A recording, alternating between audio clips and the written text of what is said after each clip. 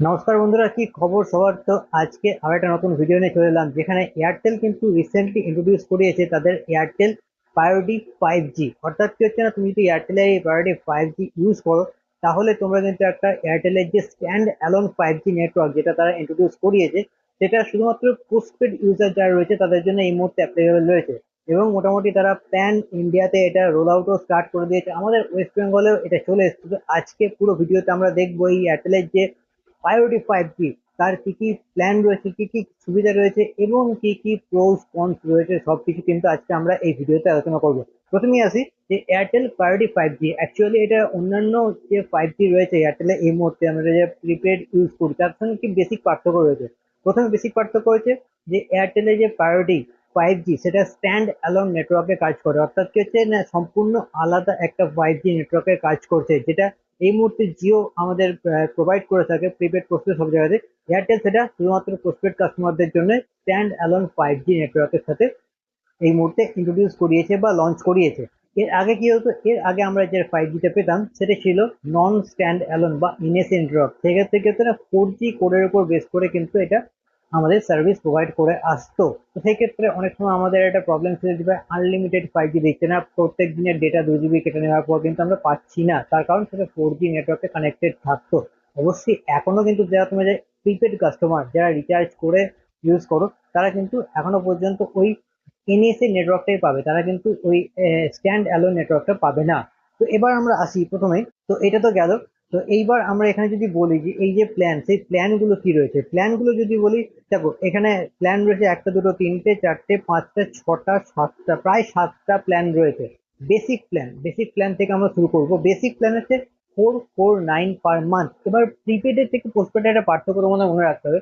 Prepaid আমরা যখন use করি না, তাতে 28 ডেজের সমস্যা থাকে, 28 বলো, 50 54 ডেজ বলো, বা 84 ডেজ বলো, সরি 56 দিন, 56 দিন, 84 দিন, 28 দিন, এইরকম আমাদের কিন্তু একটা সমস্যা ফেস করতে হয়। প্রত্যেক দুদিন করে আমাদের প্রত্যেক মাসে কিন্তু নষ্ট হয় টাকা দিয়ে রিচার্জ করার পর। পোস্টপেডে কিন্তু এই সমস্যা নেই, কেননা পোস্টপেড সম্পূর্ণ 30 দিন, 60 দিন, 90 দিন এইরকম ভাবে কিন্তু কাউন্ট হয়।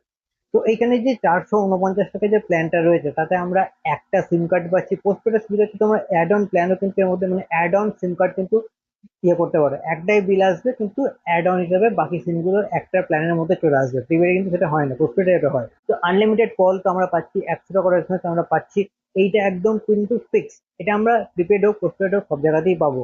এইবার আনলিমিটেড 4G 5G, এটা কিন্তু এখানে থাকছে মজার ব্যাপার এখানে। তার সাথে কি থাকছে না, first lane technology with 5G slicing, মানে 5G নেটওয়ার্কটাকে স্লাইস করে তোমার যদি পোস্টপেড হও, তাকে কিন্তু আলাদা রকম প্রায়োরিটি দেওয়া হচ্ছে। গুগল ওয়ানের সাবস্ক্রিপশন থাকছে 100 GB ক্লাউড স্টোরেজ তোমার পেয়ে যাচ্ছে। জিও হটস্টারের সাবস্ক্রিপশন থাকছে 3 মাসের। এয়ারটেল এক্সট্রিম প্লে প্রিমিয়াম থাকছে, অর্থাৎ তুমি প্রিমিয়াম সবকিছু দেখতে পারবে। তার সাথে অ্যাডব এক্সপ্রেসের 12 মাসের যে সাবস্ক্রিপশন সেটা থাকছে। তার সাথে fraud detection, spam alert, free hello tune, এবং তার সাথে কি হচ্ছে না, ব্লু রিবন ব্যাগ, এগুলো থাকছে। এইবার যে আনলিমিটেড 4G এবং আনলিমিটেড 5G দিচ্ছে, এখানে কিন্তু একটা ছোট্ট করে স্টার দেওয়া রয়েছে, কেননা এখানে কিন্তু একটা টার্মস কন্ডিশন রয়েছে। কি না, unlimited 4G 5G equal to 300 GB তোমাদের প্রত্যেক 30 দিনে ক্যাপিং, অর্থাৎ পেয়ার ইউজের যে পলিসি সেটা কিন্তু প্রায়োরিটি পোস্টপেডেও থাকছে। নেক্সট যে প্ল্যান, সেই প্ল্যানে যদি আমরা যাই, সেখানে দেখতে পাবো 549 টাকা।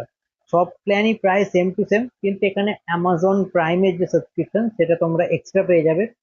তো অ্যামাজন প্রাইমের সাবস্ক্রিপশন তোমরা 6 মাসের এক্সট্রা পেয়ে যাচ্ছ, বাকি কিন্তু 300 GB লিমিটেশনই থাকছে। তো মনে করো না যে প্ল্যান বাড়ছে মানে 300 GB যে লিমিটেশন সেটা চলে যাবে, না, 300 GB লিমিটেশনটা কিন্তু থাকছে। তারপরের প্ল্যান আমরা যদি দেখি ট্রিপল নাইনে কি হচ্ছে, অ্যাপেল টিভি সাবস্ক্রিপশনটা এক্সট্রা অ্যাড হচ্ছে। কতদিন ভ্যালিডিটি সেটা লেখেনি যদিও, অ্যাপেল টিভি অ্যাপেল মিউজিক এই সাবস্ক্রিপশনটা তোমরা এক্সট্রা পেয়ে যাবে, ঠিক আছে। আচ্ছা, এখানে 1000 টাকা মান্থলি হয়ে গেল, এটা 999। তার সাথে 1399, সরি, এর আগে একটা প্ল্যান রয়েছে, সেটা হচ্ছে তোমাদের 1199 প্ল্যানে কিন্তু সবই প্রায় সবকিছু থাকছে, কিন্তু জিও হটস্টারটা 1 বছরের হয়ে যাচ্ছে এখানে, ঠিক আছে। আচ্ছা, পরবর্তী প্ল্যান হচ্ছে 1399। যদি প্ল্যানে যাই, সেই ক্ষেত্রে আমরা দেখতে পাবো না, এখানে কি থাকছে এক্সট্রা, নেটফ্লিক্স বেসিক থাকছে। আর মানে নেটফ্লিক্সটা অ্যাড হলো আর কি, আগে এর আগের প্ল্যানগুলো কিন্তু নেটফ্লিক্স ছিল না, এখানে নেটফ্লিক্স অ্যাড হলো। অ্যাপেলও থাকছে, নেটফ্লিক্স আছে, অ্যামাজন আছে, সবকিছু তোমার মধ্যে পেয়ে যাচ্ছ। আর তারপরে লাস্ট প্ল্যান হচ্ছে 1700 49 টাকায়, যেখানে নেটফ্লিক্সের কিন্তু আমরা পেয়েছি স্ট্যান্ডার্ড, অর্থাৎ কিন্তু তোমরা চাইলে তোমাদের ল্যাপটপে নেটফ্লিক্স দেখতে পারবে, কোনো সমস্যা নেই। তো এই হচ্ছে পুরো প্ল্যান। এবার প্ল্যান তো আমরা দেখে নিলাম, এবার প্ল্যান দেখার পর ছোট ছোট কিছু টার্মস কন্ডিশন কিন্তু আমাদের মাথায় রাখতে হবে। কি টার্মস কন্ডিশন? না, এই যে প্ল্যান, এই প্ল্যানগুলো যখন আমরা নেব, আমাদের ডেটাটা 300 জিবি প্রত্যেক 30 দিনে থাকবে। আমাদের যে বিল, সেই বিলটা জেনারেট হবে, তারপর আমাদের 3 দিন সময় দেওয়া হবে, তার মধ্যে কিন্তু আমাদের বিলটা এখানে পেমেন্ট করতে হবে। আর এই প্রত্যেকটা প্ল্যান কিন্তু 449 যে প্ল্যানগুলো থাকছে তার সঙ্গে কিন্তু একটা 18% জিএসটি কিন্তু তোমাদের অ্যাড হবে প্রত্যেক মাসে, ঠিক আছে? তো এখানে কিন্তু তোমরা দেখে 449 মানে 450 টাকা প্ল্যান মেরে দিলাম, হয়ে গেল না, তার সাথে কিন্তু জিএসটিটাও 18% অ্যাড হবে। মানে ধরে নাও লামসাম 18%, তোমার যদি আমি যদি 20 করে হিসাব করি, 5 কোটি 100, তো 100 টাকা কিছু কম, এটা জিএসটি কিন্তু অ্যাড হবে এখানে, ঠিক আছে? তো এটা গেল। এরপরে কিছু টার্মস কন্ডিশন বলে রাখি, যেমন হচ্ছে তোমাদের যে আহ, এই যখন প্ল্যান গুলো তোমরা নতুন সিম কার্ড নেবে, তার কিছু কিন্তু সিকিউরিটি ডিপোজিট থাকবে। যেমন 449-এ এটা সিকিউরিটি ডিপোজিট থাকবে 299, 550 টাকার প্ল্যানে 299, 700 টাকার প্ল্যানে মানে 699 যে প্ল্যান রয়েছে সেখানে 399, 999 প্ল্যানে 599, 1199 টাকা প্ল্যানে 699 এবং 1399 প্ল্যানে 899, 1749 টাকা প্ল্যানে কিন্তু 1099 টাকার এগুলো সিকিউরিটি ডিপোজিট থাকছে। এইবার যারা প্রিপেড থেকে পোস্টপেডে আসতে চাইছো তাদের কিন্তু একটা 300 টাকা এখানে চার্জ করা হবে। বা যদি কেউ নন এমএনপি করে আসে, তাহলে কিন্তু একটা 300 টাকা চার্জ থাকবে। সেই 300 টাকা চার্জটা কিন্তু 100 টাকা করে প্রত্যেক 3 মাসে তোমরা অ্যাডজাস্ট করতে পারবে বিলেতে। তো এই হচ্ছে মোটামুটি ব্যাপার। এবার আমি এই ক্ষেত্রে একটা নিউজ দেখলাম যেখানে বলা হচ্ছে যে নেটওয়ার্ক এভাবে স্লাইসিং করে কিছু কাস্টমারকে ভালো সার্ভিস, কিছু কাস্টমারকে খারাপ সার্ভিস দেওয়া হচ্ছে। তো এটা কিন্তু নেট যে নিউট্রালিটি রয়েছে সেই নিউট্রালিটি কিন্তু ভায়োলেন্স করছে। তো এইটা আমি দেখলাম, তখন সরকারের উপর এটা নির্ধারণ করছে যে সরকার এটা কি করবে, যে নেটওয়ার্ক স্লাইসিং করাটা উচিত হবে কি হবে না।